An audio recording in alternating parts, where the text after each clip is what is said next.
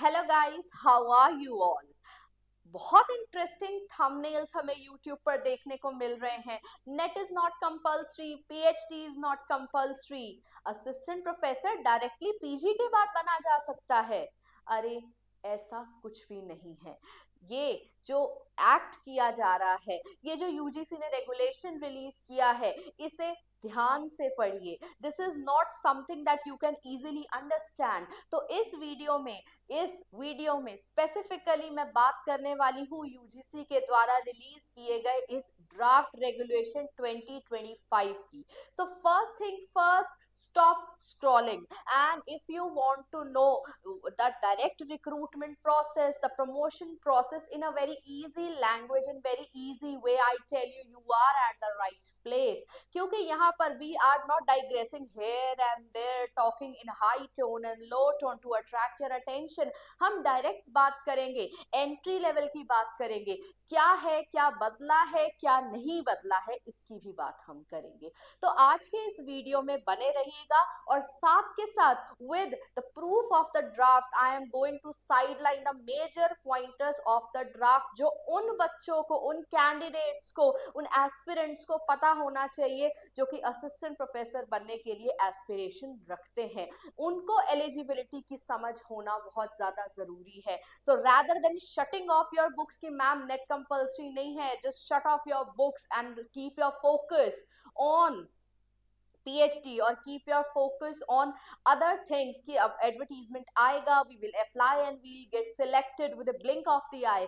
ऐसा possible नहीं है। Things have not been changed, things have just been modified। Change होना और modification होना, these are two different things। So without wasting time, let us get into the video। Before you shut your books, open your eyes। देखिए, UGC ने अपना new regulation release किया है 2025 में। इससे पहले क्या होता था, UGC year by year after gap of few years with the change of education system अपने रेगुलेशंस को चेंज करता रहा है। यूजीसी का रेगुलेशन 2016 आया, 2018 आया, 2023 आया और अब जो आया है 2025, इसे मैसिव रेगुलेशन माना जा रहा है क्योंकि ये एनईपी 2020 को रेवोल्यूशनलाइज करने के बाद बहुत ज्यादा इंक्लूसिव है एंड फ्लेक्सिबल है। ये हर तरीके के एजुकेशनिस्ट को वेलकम करता है जो कि अपने फील्ड में प्रोफिशिएंट हैं। यहाँ पर ऐसा नहीं है कि अगर आपने यूजी कर लिया है तो आप डायरेक्टली असिस्टेंट प्रोफेसर के लिए एप्लीकेबल हैं, या आपने सिर्फ पीजी कर लिया है। No, there are set criterias that you have to follow. तो आज इस वीडियो में हम इस ड्राफ्ट के तरीके से समझेंगे कि एक्चुअल एलिजिबिलिटी कंडीशन क्या है एंट्री लेवल पर, एंट्री गेट पर, जहां पर हम रिक्रूटमेंट के लिए एलिजिबल हैं फॉर असिस्टेंट प्रोफेसर। इस ड्राफ्ट का नेम है draft UGC minimum qualifications for appointment and promotion of teachers and academic staff in universities and colleges. ये ड्राफ्ट जो है वो हायर एजुकेशन इंस्टीट्यूट्स के लिए है, जैसे कि colleges and universities, private, state, central and affiliated colleges, all in one. सबके लिए ये रेगुलेशन है। सेकेंडली, इस रेगुलेशन पर आने से पहले मैं एक चीज और क्लियर कर दूंगी, this is just a draft. इसे अभी कमेंडेबल ड्राफ्ट तो ये जरूर है, लेकिन इस ड्राफ्ट को अभी अप्लाई नहीं किया गया है। Inputs are still welcome. तो एडिटिंग हो सकती है या फिर एज इट इज भी इसे एक्सेप्ट या लागू किया जा सकता है।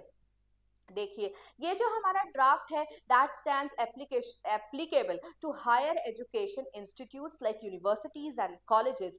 वहां पर रिक्रूटमेंट के लिए और प्रमोशन के लिए इस ड्राफ्ट को लाया गया है। अब हमारे पास जो स्टूडेंट्स है उनका कॉज ऑफ कंसर्न प्रमोशन अभी नहीं है, होगा, पर अभी कॉज ऑफ कंसर्न है रिक्रूटमेंट। और यहाँ पर रिक्रूटमेंट एंट्री लेवल पर ही कंफ्यूजन क्रिएट कर रहे हैं with the interesting YouTube thumbnails। Net is not compulsory, PhD is not compulsory. अरे भाई, फिर करें क्या? नेट ना करें, पीएचडी ना करें, पीजी लेवल पर, पीजी लेवल क्वालिफाई कर क्या we should sit back and relax that one day applications will be invited and we'll get directly recruited as an assistant professor? No, no, no, no, no।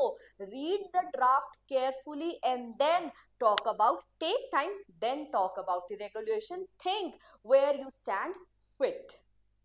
देखिए यहां पर मैं सीधा third column पर आना चाहूंगी because that's the main crux. हमने बताया है कि इस फर्स्ट और सेकंड सेक्शन में ये बात कर रहे हैं कि ये रेगुलेशन है क्या। सेकंड सेक्शन में ये की टर्म्स की बात कर रहे हैं, जैसे सिलेक्शन कमेटी है, जैसे कि हमारे पास कुछ की टर्म्स है higher HEI, we have NET, we have ordinance. इन टर्म्स की एक्चुअल मीनिंग क्या है। Then our main crux is 3.0 जो हमारा सेक्शन है, जर्नल कंडीशंस एंड रिक्रूटमेंट। अब थोड़ा सा मैं पहले का आइडिया आप लोगों को देना चाहूंगी।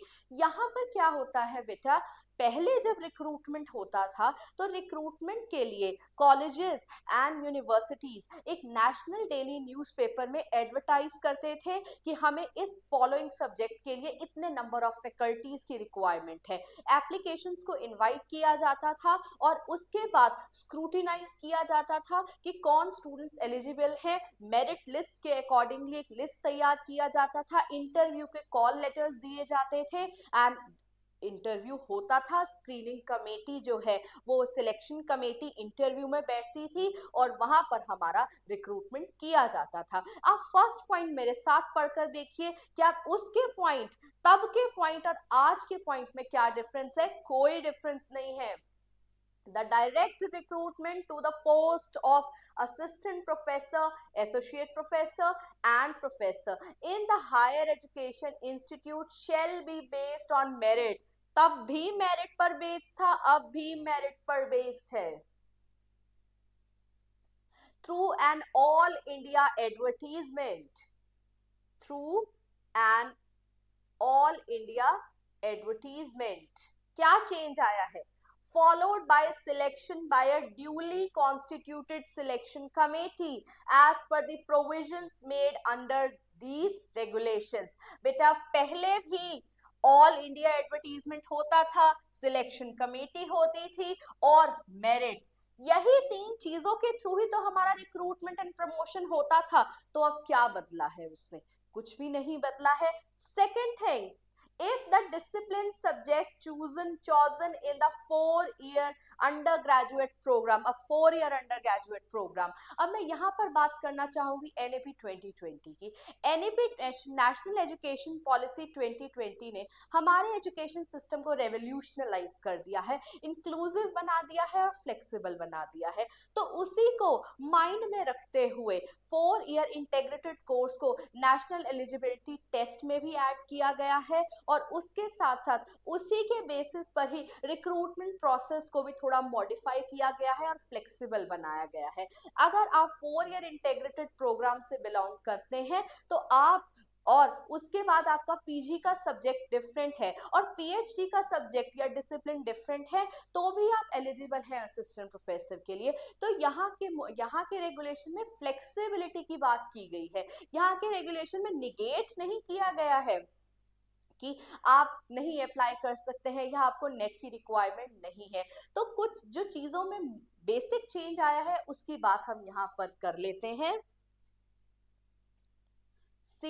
If the discipline subject chosen in the 4-year undergraduate program, national curricular framework or postgraduate program is different from the chosen discipline subject in, पहले क्या होता था, आप अपनी BA करते थे, पास कोर्स से करते थे या ऑनर्स से करते थे, MA करते थे, 3 years आपने BA किया, कोई भी अंडर ग्रेजुएट प्रोग्राम किया, 2 year में आप MA करते थे और उसी अपने PG के डिसिप्लिन में ही आप पीएचडी करते थे। तो ये हमारा एक नैरो वे था जिसके थ्रू हम एलिजिबल हो जाते थे असिस्टेंट प्रोफेसर के लिए, क्योंकि हमारा पीजी, नेट एंड पीएचडी का सब्जेक्ट सेम होता था। क्योंकि रेवोल्यूशनरी चेंज आया एनईपी 2020 के अकॉर्डिंगली, अब साइंसेस वाले ह्यूमैनिटीज भी पढ़ रहे हैं, ह्यूमैनिटीज वाले साइंसेस को भी पढ़ रहे हैं।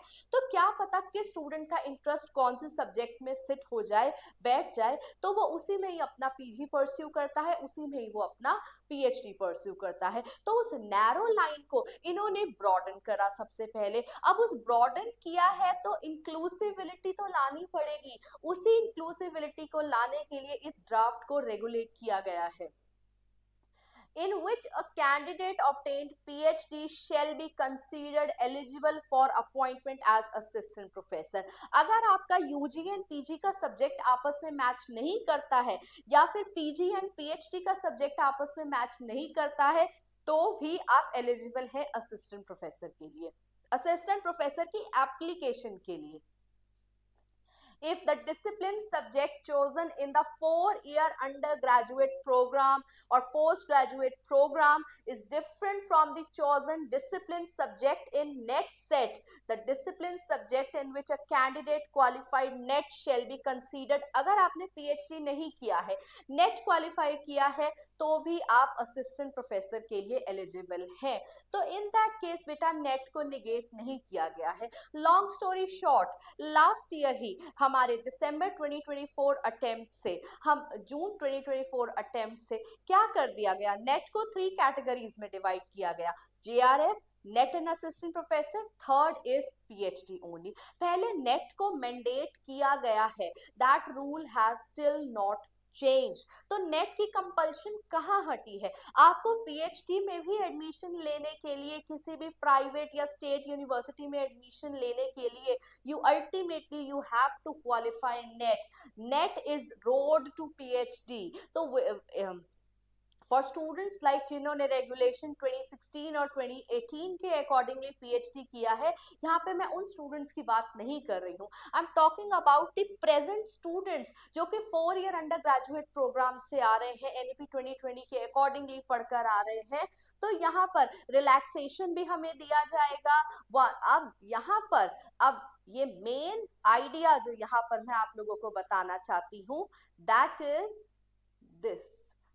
जो कंफ्यूजन आ रहा है वो यहां पर आ रहा है, this at this section C, यहां पर।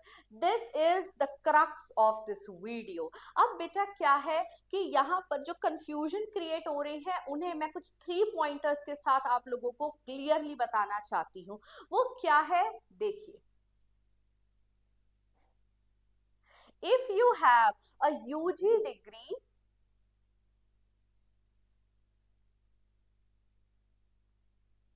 if you have a UG degree, undergraduate degree, अगर आपने अपनी अंडरग्रेजुएट डिग्री में 75% मार्क्स का एग्रीगेट स्कोर किया है और PG में आपने 55% मार्क्स का स्कोर किया है और एक PhD डिग्री आप होल्ड करते हैं, तो आप असिस्टेंट प्रोफेसर की डायरेक्ट रिक्रूटमेंट के लिए एलिजिबल हैं। ये वो स्टूडेंट्स को बेनिफिट करेगा जो कि prior to this rule regulation 2016 और 18 के 2009, 2016 एंड 2018 की रेगुलेशन के अकॉर्डिंगली जिन्होंने PhD किया है एंट्रेंस टेस्ट क्रैक कर, ये उनके लिए बेनिफिशियल तो है डायरेक्ट रिक्रूटमेंट के लिए। तो यहाँ पर अगर आपके पास UG में 75% है, you have scored 75% in your undergraduate and you have a PhD degree, तो आप नेट के लिए एप्लीकेबल हैं, नेट आप असिस्टेंट प्रोफेसरशिप के लिए एलिजिबल हैं। बट 75% का एग्रीगेट अलोंग विद PhD मांगा है, तो PhD करना is not or not an years work, it take up to 3 to 5 years लग जाते हैं। लेकिन अगर आपके 75% बनते हैं, डायरेक्टली आप PhD में एडमिशन ले चुके हैं। PhD में एडमिशन कैसे मिलेगा? नेट के थ्रू ही तो मिलेगा। तो नेट को कहाँ निगेट किया गया? PhD either this way either that way तो आपको करना ही है, लेकिन NET still stands as a minimum eligibility requirement. First case first, अगर आपके UG में 75% नहीं है, आप PG करते हैं and you are able to score more than 55% of marks, still you have to go to give NET exam and only after that, क्योंकि यहाँ पर और नहीं लगाया है, और UG एंड PG के बीच में है, PhD के साथ एंड है, that means it stands compulsory. First point, UG कीजिए 75% के साथ, पीजी कीजिए, और 4 ईयर कोर्स के बाद अगर आप डायरेक्टली पीएचडी में एडमिशन ले लेते हैं तो well and good, then you stand eligible. Second thing, लेकिन पीएचडी में एडमिशन लेने के लिए फिर से नेट की कंपल्शन आएगी। Second point, a PG degree with at least 55% marks and qualification in national eligibility test। आ गई वहीं पर घूमकर बात, चेंजेस कुछ भी नहीं किए गए हैं। जो चेंजेस किए गए हैं वो हमारे थोड़े से जो हमारे क्रिएटिव कोर्सेज हैं, थोड़े से हमारे आर्टिस्टिक कोर्सेज हैं, उनके लिए किए गए हैं। लेकिन अगर अभी भी रोड को नैरो रखा गया है, वाइडन किसके लिए किया गया है? उन कैंडिडेट्स के लिए जो कि कमेंडेबल क्वालिफिकेशन के साथ है, कमेंडेबल एक्सपीरियंस के साथ है, उन्हें एलिजिबल माना जाएगा। कंडक्टेड बाय यूजीसी, जो भी नेट जहां पर कंडक्ट किया जाता है, लाइक सेट और स्लेट किया जाता है, तो आपको ईदर वे, मैं ये समझाना चाहती हूँ कि without scrolling here and there and without shutting off your books, बेटा फोकस कीजिए। June 2025 NET is not that far, day 1 और 1 day, it's up to you. तो आप लोग क्या कीजिए, मैं बताना चाहूंगी कि जो रेगुलेशन 2025 है वो रिक्रूटमेंट एंड प्रमोशन के लिए है, एंड वाइस चांसलर तक को इनमें इंक्लूड किया गया है। तो रिक्रूटमेंट के लिए आपके लिए नेट जितना, पीएचडी जितना कंपलसरी है, नेट भी उतना कंपलसरी है। पहले ये रूल लाया गया पीएचडी ओनली का, उसके बाद ये रूल लाया गया कि नेट एक ऑप्शन है उन स्टूडेंट्स के लिए who have already qualified their PhD. PhD में एडमिशन ले लेना does not entitle you to become assistant professor. PhD complete करना अलोंग विद दैट एक्सपीरियंस भी होना बहुत कंपल्सरी है। सो टेक्निकल कोर्सेज के लिए PG degree with at least 55% marks, ये भी हमारे लिए एक इंफॉर्मेशन है टेक्निकल कोर्सेज के लिए। तो यहाँ पर विदाउट डाइग्रेसिंग मच, आप लोग ये देखिए कि यहाँ पर इंक्लूसिविटी और फ्लेक्सिबिलिटी के लिए ये सब किया गया है। देखिए, ईदर द अबव क्वालिफिकेशन और the following qualification can be use for the disciplines of. अब यहाँ पर किन डिसिप्लिन्स की बात की गई है? Yoga, music, performing arts, visual arts and other traditional Indian art forms like sculpture, drama etcetera. यहाँ पर हमारे जो ह्यूमैनिटीज एंड सोशल साइंसेज जैसे कोर्सेज हैं उनकी बात नहीं की गई है। हमारे लिए बेटा यही क्राइटेरिया है जो मैंने मेंशन किया है।